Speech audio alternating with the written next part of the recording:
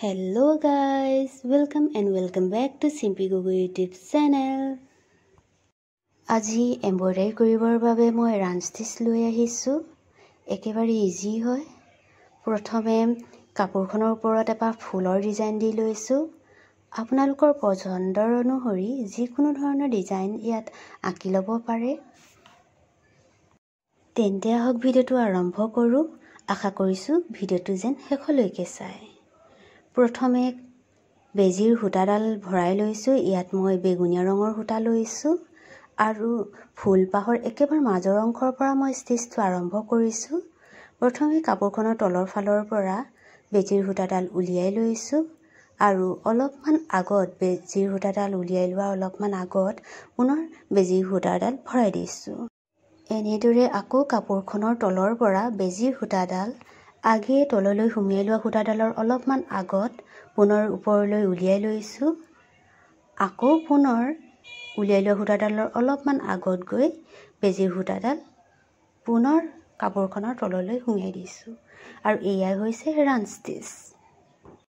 একেবাৰে ইজি নহয়নে বাৰু? এতিয়া কাপোৰখনৰ যি পেন্সিলে মই আঁকি লৈছো সেই অংশ প্ৰথমে ষ্টিচটো কৰি ললো আৰু মাজত যি অংশ বাকি থাকিছিল খালি হৈ আছিল সেই অংশটো ৰাঞ্চ ষ্টিচটো কৰি ললো আৰু তেনেদৰে কৰিলে দেখিবলৈ ধুনীয়া হয়। যিমান পাৰি মই ইয়াত ঘনকৈ কৰিবলৈ চেষ্টা কৰিছো। এনেদৰে ঘনকৈ কৰিলে ফুলপাহ দেখিবলৈ খুব মিহি হয়, দেখিবলৈও শুৱনি হৈ পৰে।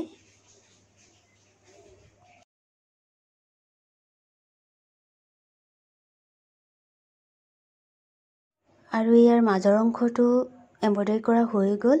এতিয়া মই পাহিকেইটা কৰিম। ইয়াত মই ডাঠ বেগুনীয়া ৰঙৰ সূতা ব্যৱহাৰ কৰিছো।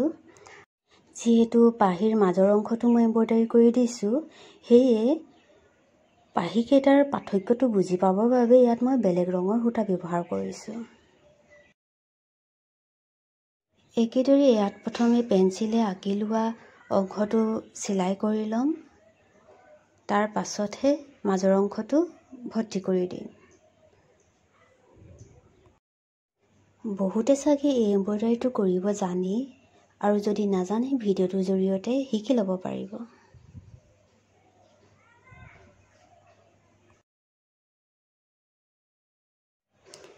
আৰু এয়া আনটো পাহিও কমপ্লিট হৈ গ'ল। এতিয়া ফুলৰ বাকী কেইটা পাহি মই ইয়াত এমব্ৰইডাৰী কৰি ল'ম। কিন্তু ইয়াত মন কৰিব লাগিব যে কোনটো ফুলৰ পাহিত কি ৰঙৰ সূতা ব্যৱহাৰ কৰিম। ঠায়ে ঠায়ে মই ইয়াত ডাঠ ৰং আৰু ঠায়ে ঠায়ে ইয়াত পাতল বেগুনীয়া ৰং সূতা ব্যৱহাৰ কৰিম। আৰু ইয়াত দেখিছে মই প্ৰায়খিনি কৰিলোৱেই আৰু একেবাৰে কিনাৰৰ পাহিকেইটা এতিয়া কৰি আছো। কিনাৰৰ পাহিটোত মই ডাঠ বেগুনীয়া ৰং ব্যৱহাৰ কৰিছো আৰু তাৰ মাজত কিন্তু মই ইয়াত ডাঠ নীলা ৰঙৰ ব্যৱহাৰ কৰিছো।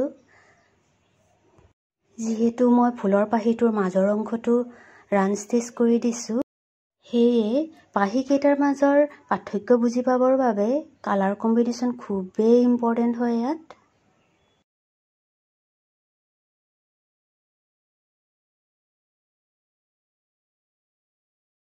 আৰু এয়া ফুলপাহ কমপ্লিট হৈ গৈছে, খুবেই ধুনীয়া লাগিছে। এতিয়া বাকী ডাল আৰু পাতবোৰ মই এমব্ৰইডাৰী কৰি ল'ম। ডাল অংশটোত ৰাঞ্চ ষ্টিচে কৰিছো, কিন্তু অলপমান বেকাকৈ আৰু বহলকৈ কৰিছো।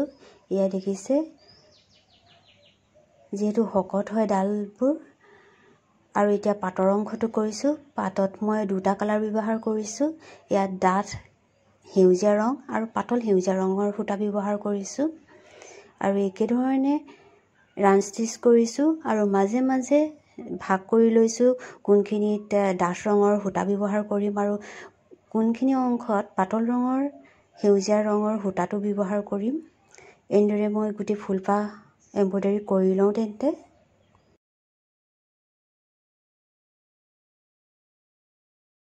আৰু এয়া আমাৰ এমব্ৰইডাৰী কৰা সম্পূৰ্ণ হৈ গ'ল।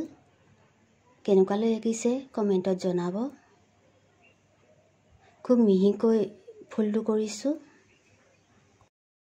এনেদৰে আপোনালোকে গাৰু কভাৰ, বেডশ্বীট, ৰুমাল আদিত এম্ব্ৰইডাৰী কৰি ল'ব পাৰিব। তেনে ইজি এম্ব্ৰইডাৰী হয়।